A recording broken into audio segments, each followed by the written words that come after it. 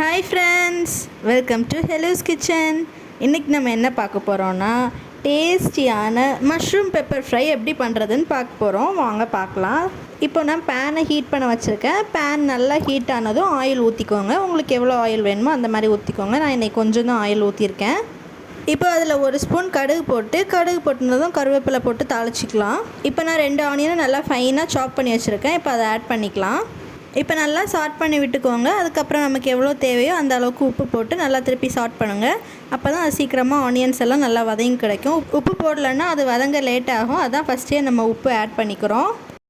இப்போ ஆனியன் நல்லா வதங்கிடுச்சு. உங்களுக்கு பார்த்தாலே தெரியும் நல்லா கிளாஸி ஆயிடுச்சு. இப்போ ஒரு 1/2 tablespoon ginger garlic paste add பண்ணி நல்லா சாட் பண்ணிக்கலாம்.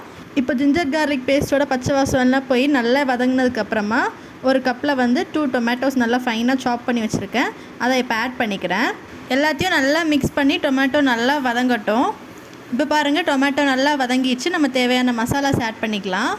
1 டேபிள் ஸ்பூன் சில்லி பவுடர் போட்டிருக்கேன். அப்புறம் கொஞ்சமாக கோரியாண்டர் போட்டிருக்கேன். அப்புறம் கொஞ்சம் மஞ்சத்தூள் போட்டிருக்கேன். அப்புறம் கொஞ்சம் கறி மசாலா போடுறேன். 1 டேபிள் ஸ்பூன் மாதிரி தான் எல்லாமே.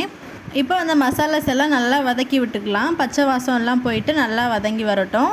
மஷ்ரூம்ஸை நல்லா வாஷ் பண்ணி எடுத்து வச்சுக்கோங்க. அதுக்கப்புறம் நான் இந்த மாதிரி ஸ்லைஸாக கட் பண்ணி வச்சுருக்கேன். உங்களுக்கு எந்த மாதிரி கட் பண்ணிக்கணுமோ அந்த மாதிரி கட் பண்ணி வச்சுக்கோங்க. மஷ்ரூம் கட் பண்ணிட்டு ரொம்ப நேரம் வச்சுக்காதீங்க, இல்லைனா பிளாக் ஆகிடும். கட் பண்ணோன்னா நம்ம செய்கிற மாதிரி பார்த்துக்கோங்க. இப்போ அந்த கட் பண்ணி வச்சுருக்க மஷ்ரூம்ஸை நம்ம மசாலா கூட ஆட் பண்ணிக்கலாம். எல்லா மசாலாவும் சேர்ந்து அந்த மஷ்ரூமில் மிக்ஸ் ஆகிற மாதிரி நல்லா ஸ்டர் பண்ணி விட்டுக்கோங்க. மஷ்ரூமில் ஆல்ரெடி தண்ணி இருக்கும், அதனால் நம்ம தண்ணி எதுவும் ஊற்றிக்க வேண்டாம். சும்மாவே நல்லா ஸ்டர் பண்ணிக்கலாம். இப்போ மசாலா நல்லா கோட் ஆகிடுச்சு பாருங்கள், உங்களுக்கு பார்த்தாலே தெரியும். அப்புறம் மஷ்ரூமுக்கு தேவையான அளவு கொஞ்சம் உப்பு போட்டு நல்லா மிக்ஸ் பண்ணிக்கோங்க. ஒரு 5 மினிட்ஸ் லிட் வச்சு க்ளோஸ் பண்ணி மஷ்ரூமை நல்லா வேக வச்சுக்கோங்க. இல்லைன்னா ஸ்லோ ஃப்ளேம்லேயே வச்சு நல்லா வேக வைங்க. இப்போ மஷ்ரூம் நல்லா வெந்துச்சு. நல்லா வெந்ததுக்கப்புறமா இந்த ஸ்டேஜில் கொஞ்சமாக பெப்பர் ஆட் பண்ணிக்கோங்க. உங்களுக்கு நிறைய வேணும்னா நிறைய ஆட் பண்ணிக்கோங்க. காரத்துக்கு ஏற்ற மாதிரி நீங்கள் நிறைய காரம் சாப்பிடுவீங்கன்னா ஆட் பண்ணிக்கோங்க. ஆட் பண்ணிட்டு நல்லா மிக்ஸ் பண்ணி விட்டுக்கலாம். எல்லா இடத்துலையுமே அந்த பெப்பர் ஈவனாக ஸ்ப்ரெட் ஆகிற மாதிரி மிக்ஸ் பண்ணிக்கோங்க. அவ்வளோதான். நெக்ஸ்ட் இப்போ நான் கட் பண்ணி வச்சுருக்க கோரியாண்டரை மேலே தூவி கார்னிஷ் பண்ணிக்கிறேன்.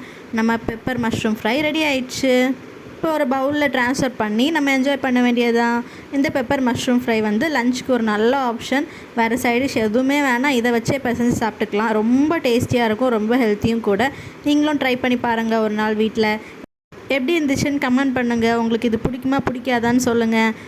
வீடியோ பிடிச்சிருந்தா லைக் பண்ணுங்கள், ஷேர் பண்ணுங்கள். சொந்தம் தொடர நம்ம சேனலை சப்ஸ்கிரைப் பண்ணுங்கள். தேங்க்யூ, பாய்.